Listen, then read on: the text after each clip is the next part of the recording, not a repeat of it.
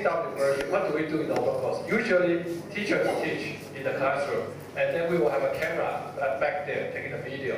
And after the class is done, this video is ready to put online, okay?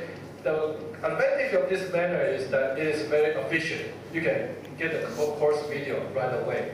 But on the other hand, you have some trade-off. The problem is, as I will just mention later or today, that MOOC compared to OCW, MOOC video are usually done in studio or in office or in your study room. You don't do it in the classroom. It's not just a tape recording of your course. It's a specifically video recording for the online video. Okay? What's the difference? Let me tell you the difference. When I make the MOOC video, the first time I make the MOOC video, I prepare a course material that was supposed to teach for around 3 hours of lecture time in my classroom. However, after I do the video recording, it's only about 70 minutes only. So I thought that I missed a lot of stuff. So I went through the video again, but I thought that I taught everything. Okay? So what's the reason why? So what's the reason that the video gets shrink to almost by half? The reason is because for teachers like us, if we look at our teaching, when you teach, you will find that actually when we teach in the classroom, we repeat a lot. Because I teach most of my courses are math course. Okay, take a math course for example. When I teach at the beginning, I teach some theory, some fundamental stuff at the beginning for 10 minutes. And then if you look down at the student, you find that 1/4 of the students are distracted. They are looking outside the window. What do? Do you continue to do your lecture?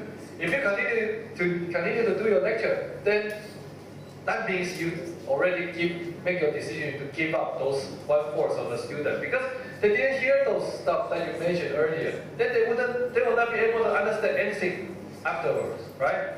So that's why in the classroom, a lot of times we repeat twice or even 3 times, just to make sure everybody in the classroom did hear what I said in the classroom. So that's why in the class, when you do the lecture, actually it is very time consuming and the tempo is very slow. And that kind of video, a 3-hour video of a middle-aged guy keep repeating, young students are not interested at all. Like I remember like a month ago, I invited my wife, say, hey, let's go to a movie. Then she told me that, that movie is 3 hours long. She doesn't want to go to that movie. Even 3-hour movie, nobody wants to go. Not to mention a 3-hour lecture video. Who wants to watch your video, right? So that's the limitation of OCW. The video is too long and the tempo is too slow and a lot of FPS. That's why a lot of people don't watch it. And my MOOC is totally different. We make the video in the studio or in my office. It is specifically tailor-made for the online use. And usually the video are recorded in chunks, in 10 to 15 minute chunks, just like Junyi's video. So the idea is that the student will be able to watch it more. They can watch it, but they take the bus or the metro. Okay, they have a lot of time they can watch the video. They can make good use of the time. And also in the MOOC, something very interesting. When you watch the video for about 5 minutes, then there will be a window pop up asking you some question. And if you don't answer it correctly, then the video gets stuck there. Okay? You have to answer the question correctly, then the video starts to play. Okay, so it is not like the conventional open course. The conventional open course, the information, the knowledge only flows in one way. But now, this is a two-way communication. And also, you will be able to do the homework. If they have homework, you can do homework online, it can be automatically graded. You also have final exam and things like that. Each course session is around 6 to 8 weeks.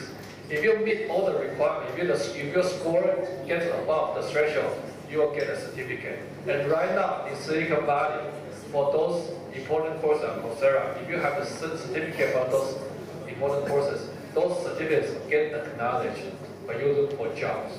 And that's why it brings a big shock to those top universities in the world, especially the top university in the US, because as we all know that the tuition in American university and graduate school are very expensive. And now that student can only take a few online courses and then get the certificates, and then they get acknowledged in the Silicon Valley, but they look for a job. Why bother spending so much tuition to go to graduate school? That's why those top universities become very nervous, and all of them are very eager to join Coursera. So Coursera is by far the largest MOOC website.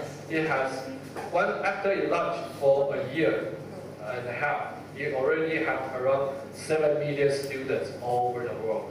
And NTU, National Taiwan University, is the first university among the Taiwan and China area who got invited to join Coursera. And this is the founder of Coursera. He's Andrew. Okay, he's the professor in Stanford, and he was elected by Time Magazine for the most impactful person in the world, the top 100 impactful person in the world. So he, in December 2012, he visited NTU, and he invited NTU to join Coursera. So we joined Coursera after that. And then on August 1st, 2013, that's last year, NTU launched 2 courses. One is the courses I taught, the probability, and the other one is the Professor Lü Sihao from our history department who teach about the Qing Shi Huang. These 2 courses are the first ever MOOC courses made in Chinese. Okay, and we got a lot of, we got overwhelming enrollment all over the world. Okay, so all of our students are around 30,000 students. Okay, that's quite amazing. So our vision is that we want to be the first and the best brand for the Chinese books, and we are right now. Okay, and so for this website, let me go back to this website, Coursera. Everybody can register an account online for free. And as long as this course, let's say, because each course has a session. Okay, like for say this course has 6 to 8 week session. If you happen to see this course is open, the session is open at the time, then you can go into that session and you can watch the video right away. And weekly, the video will be released weekly and homework will be released weekly, and you will do the homework and things like that. And a lot of people are taking these courses. Let me take it for example. Once you register for a course, you can do the keyword search. If you put keyword search, put music, then you will pop up a list of 40 to 50 courses. What are those courses? Let me read it to you. I remember there's one course talk about history of rock. Okay? And there's another course talk about the music of Beatles. And another course teach you how to write like Mozart. Okay? Even one of my students learned how to do composing online because each week he would watch the video, and then the assignment is for him to compose a music and submit and play it and submit online, and then they will do the automatic grading, peer grading, and then eventually 6 weeks later he got the certificate. Okay, so even composing can be learned online. Why cannot be learned online? Okay, and so that's something every teacher should know right now, because you know, this is what I'm going to say later on. Right now, we need to help students build their capability of learning on their own. Okay, we cannot let students get used to teachers or somebody keep stuffing the knowledge to them. We need to help them build their capability to learn. And Coursera is one of the, right now is the most impactful website that enables students to do so. Okay. Okay. So, this is just brilliant. This is what an email that Andrew wrote to me in March, because they are really interested in what are the most popular courses in mainland China. So they do some study and tracking and ranking statistics, and he was very excited to wrote to me that the top 4 are Qing Shi Huang, probability, 几率, Hong Lao Feng, 史记. And he said, I thought you might be pleased to see all of them are from NTU. Okay. This is from National Taiwan University, not Nanyang理工大学. Okay, so we are really the top brand of Chinese book right now, and I welcome you to join this because, for example, at Qing Shi Huang, the Central TV News in China, they make a special report about the book, and they specifically interviewed a middle school student, and that middle school student asking her about what's the impact she got from the book. and she kept mentioning that how this Qin Shi Huang impact her a lot. Okay, so if you are interested to find some more material online for your student, I would definitely encourage you to go to see those courses offered by NTU National University. Okay, okay, so let's go back to our speech now. I want to raise a question at the beginning. Okay, I want to ask all teachers, all you teachers, what is the world like for our young generation? Okay, that's something, because we are teaching the students. We want our students to be able to survive and even maybe succeed in the future. So we need to know what's the world like for a young generation before we can get them prepared for this world, right? So what is the world like for the young generation? As I always mention to my students, I say, look, you guys are going to face very difficult challenges because the world nowadays changes so fast. Okay, let's remember, if you still remember that Nokia, 6 years ago, Nokia was like the king of the world, right? But now Nokia is like what? You see that, okay? And you can see another example, another enterprise goes up and goes down just within a couple of years or 3 years, right? So worlds change so fast, okay? That's one thing. Another thing is that there's a lot of uncertainty in the world, and this world is totally different from the world in the past. In the old days, people, when they encounter some problem, they can go to history to look for the answers. Okay, let's say if the economy is in recession, we can go to history and see in 1927, how did people get out of the recession or not, right? We can learn a lot of things, a lot of solutions from the history. But nowadays, for the young people in the future, they cannot get answers from the history. Why? Because the world nowadays is very different from the world in the past. The number of population we have never seen such a big population before, right? And also all those resource shortage problem, and all those globalization. The level of globalization is never seen in the history, right? So the world nowadays is totally different from the world in the past. How can we expect our students to be able to find solutions from other people's experience in the past? No, they cannot. So we need to let our students be prepared to face those unknown challenges and those uncertainty in the world. So do we get our students prepared enough for this? Do we think our students have the confidence and the capability to face this kind of challenge by our current teaching method? I don't think so. Okay. So this raises up the question: what do they need to survive? They need skills or they need the knowledge? Nowadays, I'm teaching mainly focus more on the, okay, I already gave the answer, right? This color getting washed out, right? Okay, so skill is much important because the world changes so fast. No matter what knowledge you teach them nowadays, 3 years later or 5 years later, it's going to be out of date, right? There's an article very popular in Taiwan, several months ago. This article talks about in the next 20 years, the business models in the next 20 years, 90% of them hasn't appeared yet. Okay, so if we look around us, the life nowadays, the business model that we get used to now, are they there? Were they there 15 years ago or 10 years ago? No. So you see that the world changed so fast. So everything you teach them now, actually 3 years later, 5 years later, it's going to be out of date. Okay, maybe Chinese language is different. If you teach Chinese, you probably won't get out of date. But if you teach other subjects, okay, a lot of things like 3 years or 5 years is going out of date. So does your student have the skill, even if when the knowledge get out of date, do they have the skill to construct the knowledge by themselves? That's something very important. Okay, so skill is much more important than the knowledge. But sadly, Asian schools, including Taiwan, China, and probably Singapore, and particularly Korea and Japan, we care too much about knowledge and skills. We keep stuffing the students with the knowledge, and we feel that once we stop them with the knowledge, they will learn everything well. That's not true. That's not true. So how can we build the skills for the students? Okay, this is what my talk is going about today. I'm proposing we should teach via the BTS scheme. Okay, the BTS is something I came up with this name.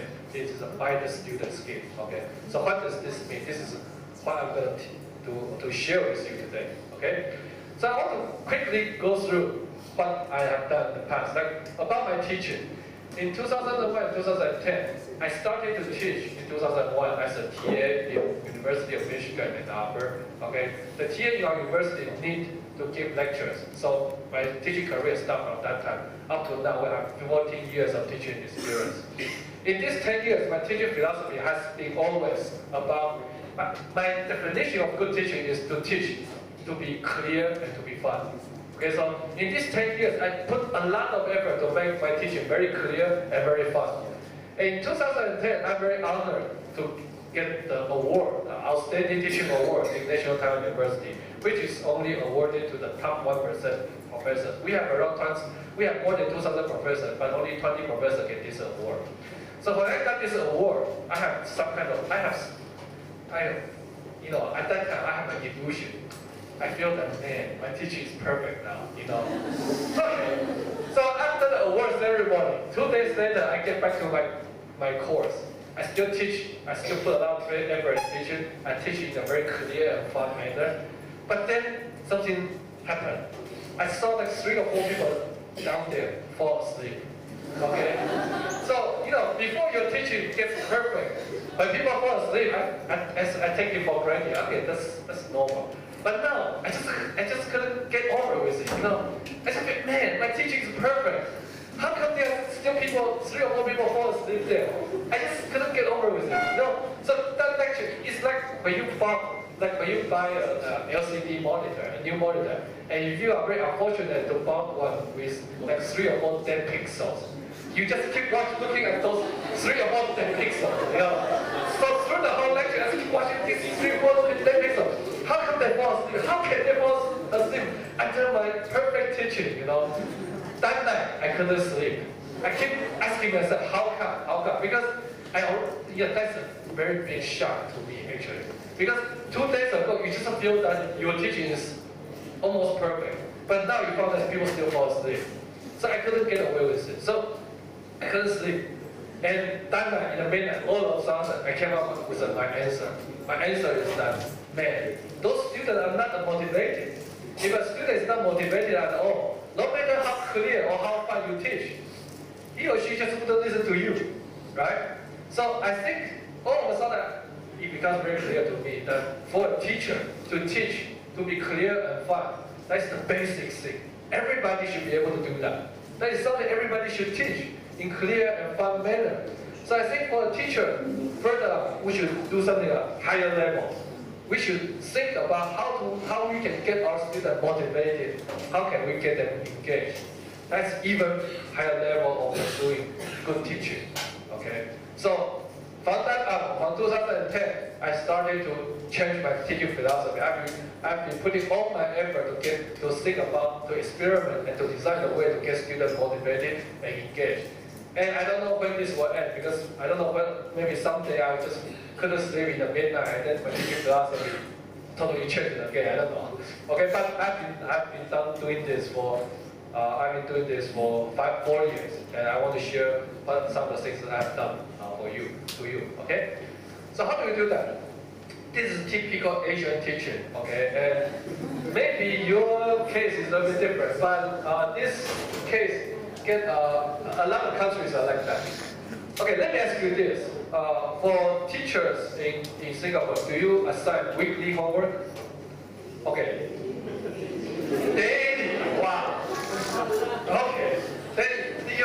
Okay, this is for college, okay. But I think still, okay, let me ask you this. Do you think your students do homework with full effort, or they just finish it to meet your requirements? Okay? And let me ask you this. Do you think your do you think your students go home and study what you teach every week?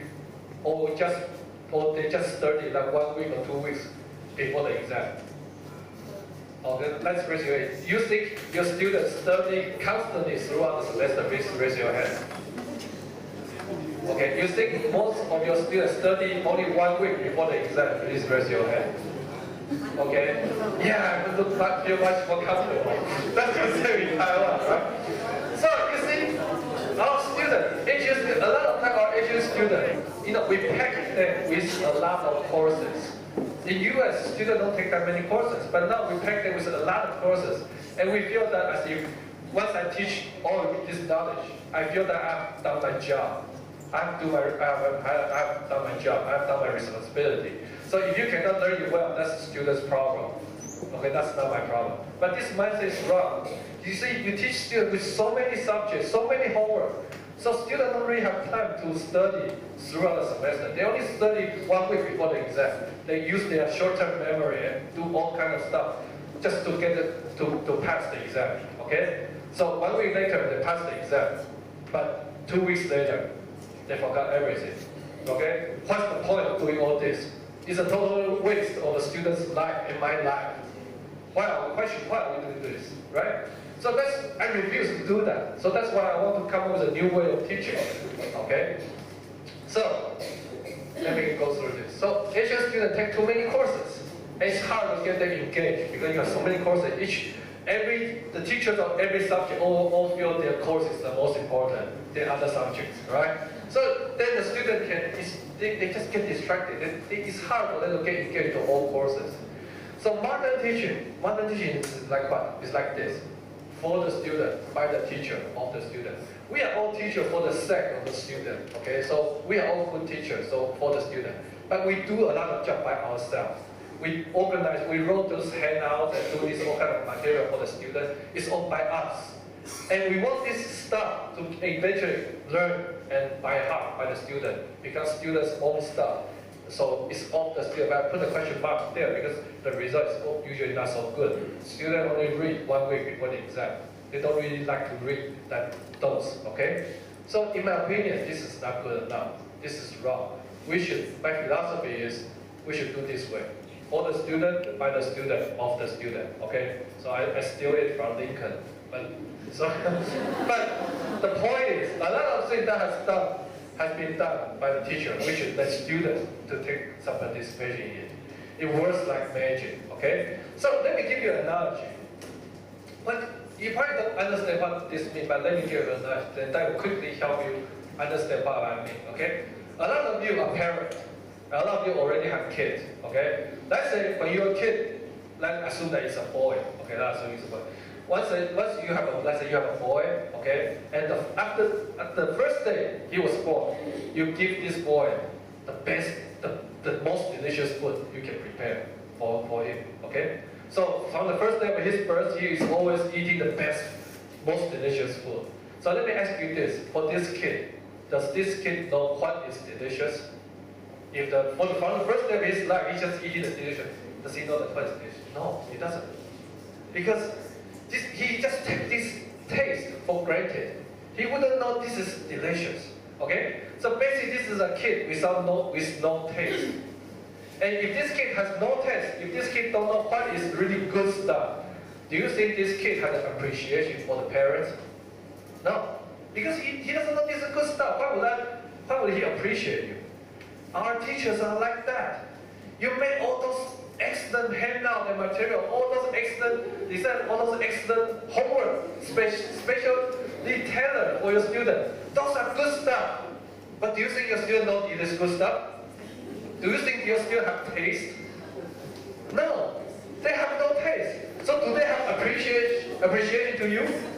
No, they don't appreciate you at all. They always feel like, come on, he or she is giving me a lot of hassles again, right? So why bother? We serve these kids so well, and then we are just like in Chinese, we are like lao mas, right? That's so pathetic. Why would we put ourselves in such a pathetic situation, right? So I said, no, I refuse to do that. I don't want to do that anymore. So as a parent, what should you do? One day you will tell your kids, say, look, we are running out of food today. We only have this egg. Okay, but daddy is very busy giving speech all over the world. Okay, so you have to cook. Yeah, you have to cook. You have to fry this egg by yourself. Okay, so this kid, this is the first time in his life to make food. He has never cooked food before. So what would happen to his egg? You will be totally burned out, all dark, right? So as a parent, what should you do? You have to be cruel. Now that's tough love. You have to be tough. force him to eat it. Okay? Eat it! Eat it! Eat it! Okay? Eventually, the kid eat the egg. Okay? But it's all dark, all bitter. So the taste is so disgusting. Okay? Now, as a father, as a daddy, or as a mom, you bring up a plate of delicious spaghetti to the kid. Okay? The kid, after the kid finishes spaghetti, does he know what is delicious now? He knows what is delicious now because he just happened to finish such a disgusting egg, right? And now he eats such a delicious spaghetti. He knows what is delicious. Okay? That's our point. You don't give students those best materials right away. You should give students, let students fool around for a while. Okay? You know that they will fail. But that's because they fail. Only when they fail, they will start to curious about what is the state of the art like. Then they will really eager to know how the state of the art is all about, and they will really be motivated to learn. Okay? So don't stop everything to the student. That's a slogan that I gave when I was invited to give a TED talk in Taipei last year. A slogan I gave is start them, don't stop them. Okay? Stop the student, then they'll become motivated. Don't stop them. You stop them, the student won't be motivated to learn at all. Okay? So, this by the student scheme, it works like magic. Okay? What does it mean? I'm going to share with you in 3 different levels. Learn by the student, assign by the student, and grade by the student. Okay? I will talk about it each one by one. Okay? So what does learn by the students mean? Okay? This, as I mentioned to you, if a kid gets delicious food every day, the kid has no taste, has no appreciation. So the typical teaching, what we do is we keep feeding the student with masterpieces, keep feeding them, feed. But the problem is our student has no taste, and also they don't have confidence. Their confidence gets killed by us, and they don't have any capability. Let me share with you a story from a very good friend of mine, Archie. Archie Sabawa, he's an Indian student. He was an Indian student, and he graduated from IIT, the best college in India, and then he got his PhD in US. And now he's a professor in Rice University, a very famous university in the southern US. Okay, so he shared his story with me. He said when he was a student, he had very high expectation on himself. So he has a habit. Whatever stuff taught by the teacher, he always want to think it over and try to figure it out totally on his own. He always feel that only when he can figure out everything on his own, he feel that he really learned this stuff. So he's same expertise like me in electrical engineering. For those engineering courses, usually everything teachers taught, he can figure it out by himself. But he told me that when he took some math course in math department, that's the time when he started to face very big trouble. Because in the math course, when teacher teaches the proof of those very big, complicated theorem, he always has a problem figure out how can someone figure this all out like 20 or 30 years ago. It's almost impossible. This theorem is so big and so complicated. How can anyone figure it out? So he tried so hard, but he just couldn't figure it out on his own. So eventually he felt that he's like a loser. He felt that how come people in the past can do it, but he couldn't do it. So he started to feel he's a loser and started to lose the confidence. Okay? And this is theorem, but in math books, math textbooks, other than theorem, usually we have something called corollary. Corollary is like when you have very big, very complicated theorem, usually under some special case, let's say when some parameter n equals to 2, and you can do some derivation, and you will see that this very complicated theorem will degenerate into a very simplified form. That's called the corollary. Okay? He likes the corollary because the form of the corollary looks very friendly to him. Okay? Anyway, weeks after weeks, he just get more and more upset and more frustrated. 1 week, in the middle of the semester, he feel that, no, I need to go to the library to find out the original journal of the proof of that big, complicated theory. He want to figure it out. How come people can think of this, can figure this out, I couldn't. So he wanted to find a very original paper to read it. So he went to the library and he tried so hard, he found the paper. It's a 1963 paper. So he was really excited to read this paper. But reading to the middle of the paper, he found that, wow, this is not the very origin of the paper. He found that in this paper, it mentioned that the very origin paper is another paper in 1940 something. So he rushed to the library again to find that 1940 something paper, and luckily he found it. And he was so excited to open it. But once he opened it, he got shocked because that very origin paper is about what? It's about that coloring, the special case of n equals to 2. So this is what the thing's like. You know, it's like 30 years ago, 30 or 40 years ago, people encountered a very complicated problem. People couldn't solve it from the beginning. But they found that they observed there's some special case and they have some very simple result. So somebody wrote it into a paper. Then we have some guru, some master, try to extend this case to the case of n equal to 3. And more masters, they extend it to the case of n equal to 4 and 5. And after the effort of so many masters and 30 years of effort, in 1963, they come up with this very complete and very complicated theorem at the end. So this is, the knowledge come out of nothing, and then it goes from a very primitive form and get evolved gradually to a very perfect form. Okay? So let me ask you this. Did we ever teach this process to the student? Did we ever show this process to them? No. Usually we teach the student with the very end result. Why? Because when the student learns this theorem, it can work out a equals to 2, a equals to 3. Okay, we can do all kind of homework in exam. We're very efficient. Why bother to teach the very primitive form of this whole theorem, whole knowledge, right? So we never show the student the process of constructing the knowledge.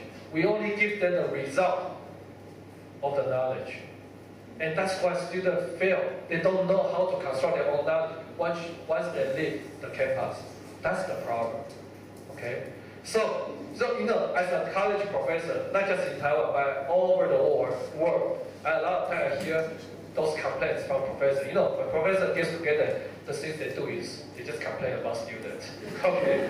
Okay, I think teachers are like the same. Okay. So the most complaint I get from the professors are about, like, they always complain about their graduate students don't know how to do research. But a lot of times I just feel that I ask myself, but in my heart I'm asking them, did you ever really teach students how to do research? Did you ever teach students how to construct the knowledge from a very primitive form and eventually improve it all the way to the perfect form? We never show that. And then you expect a student all of a sudden know how to do research once he gets to the college, graduate school. That's nonsense. That's total nonsense, right? So that's why we see when you teach stuff in the reverse way, actually it kills students' confidence and interest.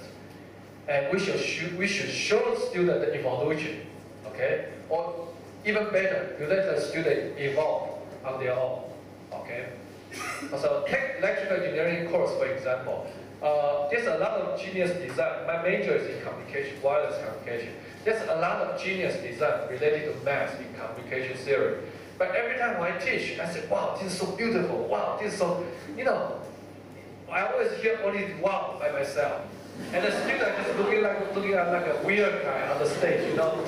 So I feel I'm so pathetic. Man, I refuse to do that anymore. So one day I told myself, I said, no, I'm not going to do that. I said, we can do it differently. I want you to do it a different way. So how do I do that? Don't teach by giving contest. I don't teach, I give them contest. So, and moreover, my rule is no books, no Google.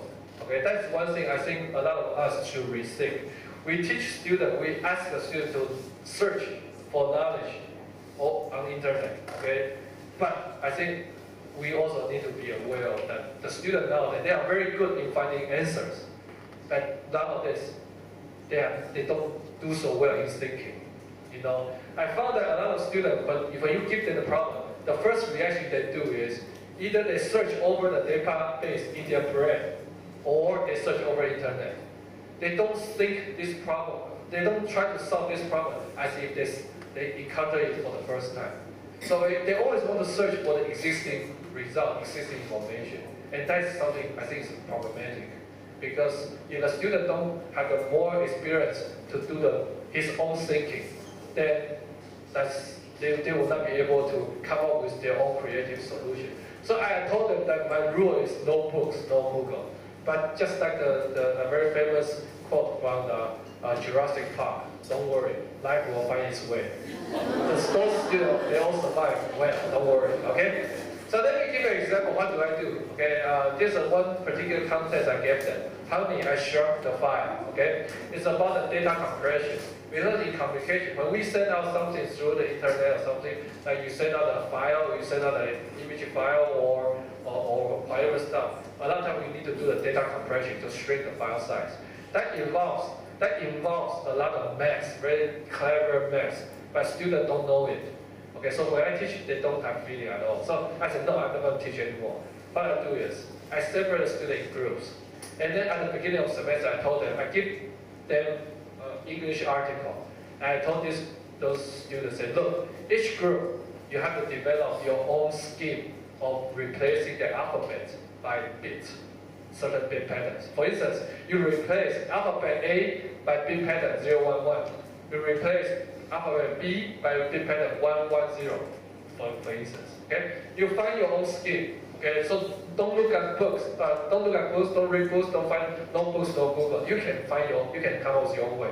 But the only condition you have to satisfy is once your article is transferred to bits, it has to be able to be reconstructed back to the original article. Otherwise, who would dare to use your compression scheme, right? Okay, so that's my goal. And I told them that you have 2 weeks to design your own scheme and write it into a program. 2 weeks later, I'll give you another 3 English articles to feed them to your program, and let's see which program generates the least number of bits, and then you are the winner. Okay? And I told them 1 week later, please. For the next week, the result, the contest will be 2 weeks later. But for the next week, please present to everybody your idea of this. So next week, they come to the class and they present the idea to everybody. And I was really amazed. The first thing I was really amazed is all of the skills that came up are very primitive. And that's something I'm very happy because it's very primitive compared to those state-of-the-art skills in the textbook. So I feel that they didn't cheat. That's something I'm very happy about it. Okay. And another thing is that among those state-of-the-art skills, the data compression skills, they all have a core concept. That is, for the alphabet that appears very often, you should use bit pattern with very small amount of bits to replace it. But for alphabet like Z, that really happens. If you use a lot of bits to replace it, that doesn't hurt that much. Okay? So most of the students figure that out. I'm very happy. But I'm even more happy when one student told me, he said, Professor Benson, in our group we found that when we read the article and we noticed that alphabet S, a lot of times alphabet S always appear together with T, alphabet T. So he said, in our group we feel that we should consider S and T together as one element. Okay? So he came up with this variation that wasn't even shown in the textbook before. So I was really happy. 2 weeks later, they came up with their program and we have a contest done and several groups do very well. Their compression result is very close to the state-of-the-art result. But nevertheless, some of the groups don't do very well. The result is very primitive. Okay, that's fine. In the 3rd week, I still don't teach. I asked them, okay, I told them you should read which section in the textbook. Okay, now the interesting happened. Because this student, once for this group who have done the state-of-the-art, very close to the state-of-the-art, they are very eager to see how their result compared to those state-of-the-art skills. So they become very motivated, very eager to read the textbook. They want to know how their result compared to the state-of-the-art. And their schema actually not that far from state-of-the-art scheme. Okay, so a lot of times when they read the book, they will like if you say in Fujian 话, you say, 临别就是生不逢时, you know. And then they will feel like, dang, I'm just if only I was born like 30 or 40 years earlier, okay, this thing will be named after my name, They a lot of times they have this kind of complaints, okay? But even though they have this kind of complaint, one good thing is they start to have confidence.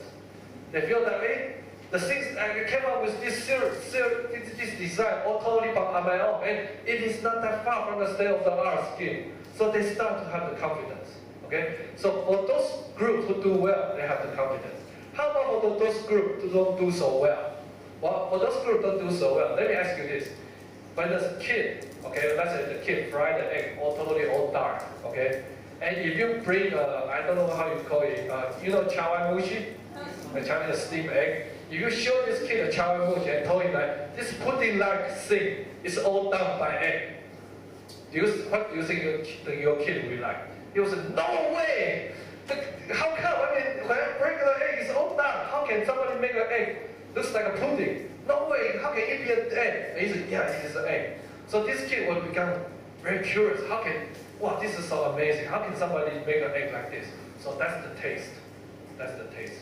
Similarly, when this student came up with a very primitive, very poor design, but once he read the textbook, and when he saw those genius design from those masters, those gurus, now he can appreciate that. How come they can think of this design? Wow, it's so elegant. I couldn't even think of this. They have the taste. So students who do well will get the confidence. Students who don't do well, they will get the taste. So everybody gets positive experience out of this, okay? So this is typically what my teaching plan is like. A typical run is like 4 weeks. First week, I will ask them to present their rough ideas. And then in 2 weeks, they will need to implement this idea, and we will let them have to compete to a PK.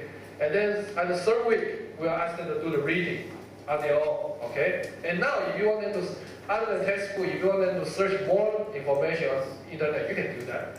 And the 4th week, if you really want to make sure everybody do learn well, you can come up with another presentation session in the 4th week to make sure that everybody does learn well, okay?